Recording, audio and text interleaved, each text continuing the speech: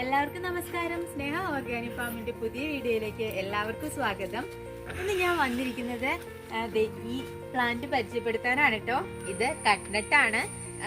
ഇത് നമ്മുടെ വീട്ടിലെ ഒരു ഡ്രമ്മിലാണ് നമ്മൾ പ്ലാന്റ് ചെയ്തിരിക്കുന്നത്. നല്ല ബുഷിയായിട്ട് നിൽക്കുന്ന ഒരു പ്ലാന്റ് ആണ്.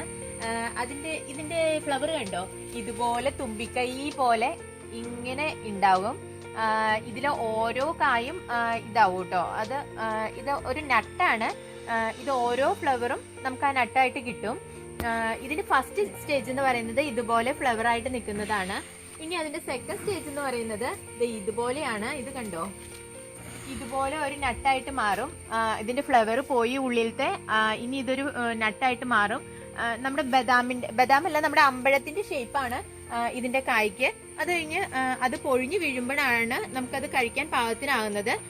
അത് നമ്മൾ അത് കഴിഞ്ഞിട്ട് ആ ഫ്രണ്ടില് അത് പുറത്തുള്ള തോട് പൊളിച്ചിട്ട് അതിന്റെ ഉള്ളിലുള്ള നട്ടാണ് കഴിക്കുന്നത്. ഇത് ഫസ്റ്റ് നമ്മൾ പച്ചക്ക് കഴിക്കുകയാണെങ്കിൽ നമ്മൾ അണ്ടിപ്പരിപ്പ് എങ്ങനെ കഴിക്കുന്നോ, പച്ചക്ക് കഴിക്കുന്നോ ആ ഒരു ടേസ്റ്റ് ആയിരിക്കും. എന്നുവെച്ചാൽ ഒരു നാളികേരം നമ്മുടെ തേങ്ങയൊക്കെ കഴിക്കുന്ന ആ ഒരു ടേസ്റ്റ് ആയിരിക്കും.